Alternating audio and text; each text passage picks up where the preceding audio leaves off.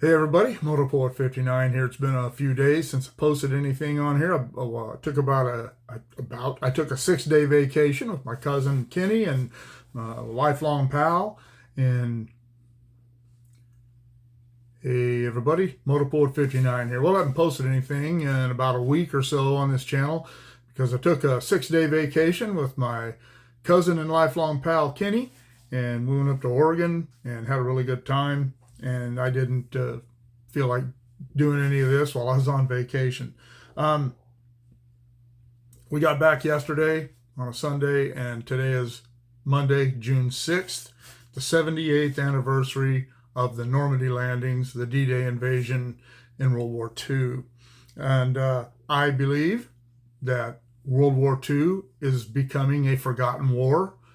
They always said that Korea was the forgotten war, and it was, and it is. But I believe World War II is getting that way, and it is because of the progressive nature of our public school system. Now, when I was in school, we didn't learn about D-Day in depth. We didn't learn about World War II in depth, but it was hit upon. When I was in high school and took some more history classes as electives, we did learn about World War II, quite a bit about it, and I became a World War II buff at that time. I got very interested in what happened during the war, and you can see I've got one of my World War II books behind me here. I have quite a few of them. It's sad that so many Americans are forgetting or not being taught how important World War II was to the entire planet, and how devastating it was to the entire planet. It really was a world war. Most of it was literally fought in just about every corner of the world, and D-Day was one of the pivotal moments in World War II.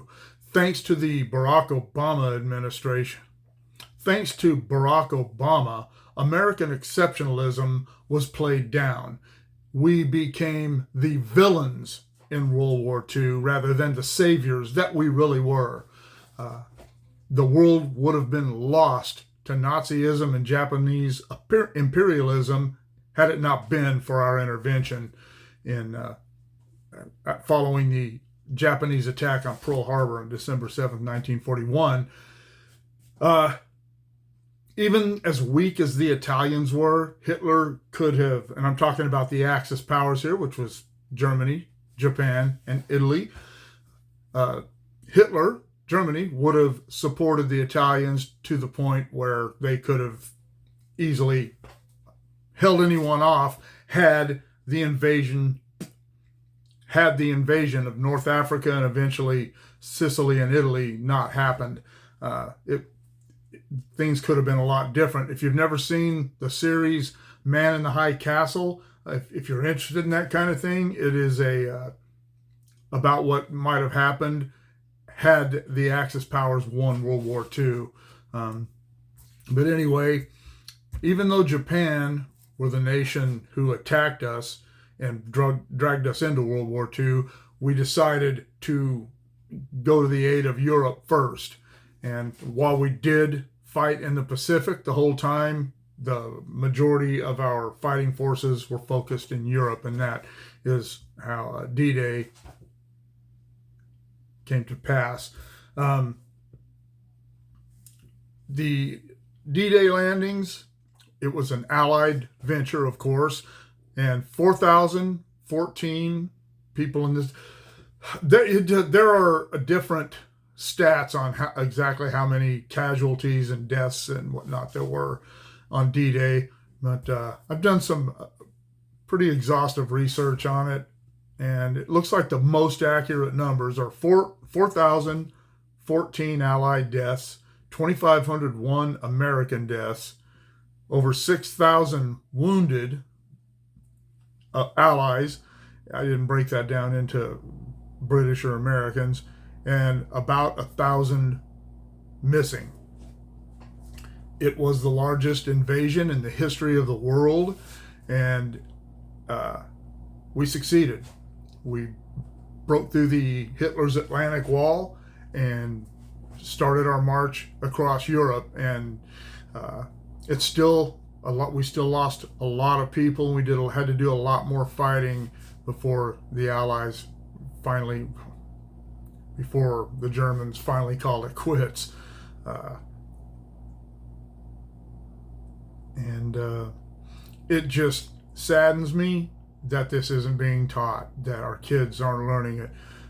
My kids aren't history geeks like I am, but they know about D-Day. They know about World War II. They understand the importance. They've seen me over the years watching documentaries about it, reading books about it, and pounding on the table and talking about how we're not teaching it well enough. So they understand the importance of it. But my children are all adults. My youngest child is 23 years old.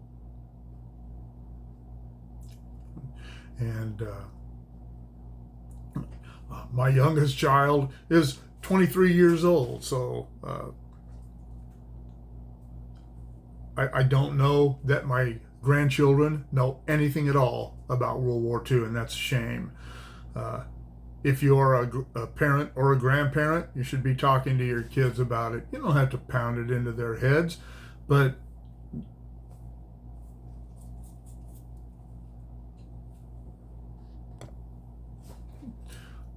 should at least mention it to them.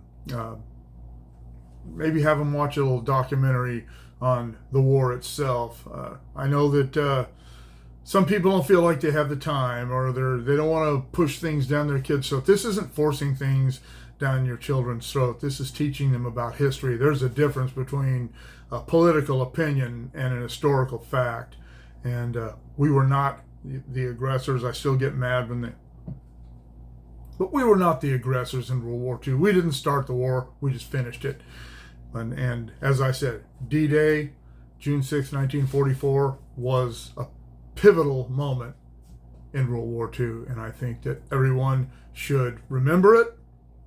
Everyone should respect our fighting forces. Look, this stupid shirt I'm wearing, I didn't even change. Usually I put on a shirt that has something to do with what I'm talking about, or some patriotic thing, or a picture of Ronald Reagan.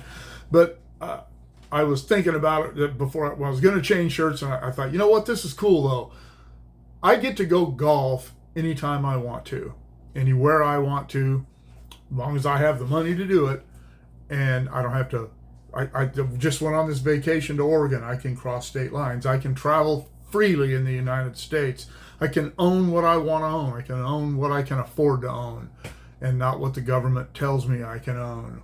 And that is all because of the sacrifices that our fighting men have made in all the wars we've fought, and particularly in World War II. That was the closest we came to having someone dominate the world. And Hitler and Germany and Japan would eventually have gone to war with each other. The two had United States stayed out of it, and Germany would have easily overpowered Japan, because,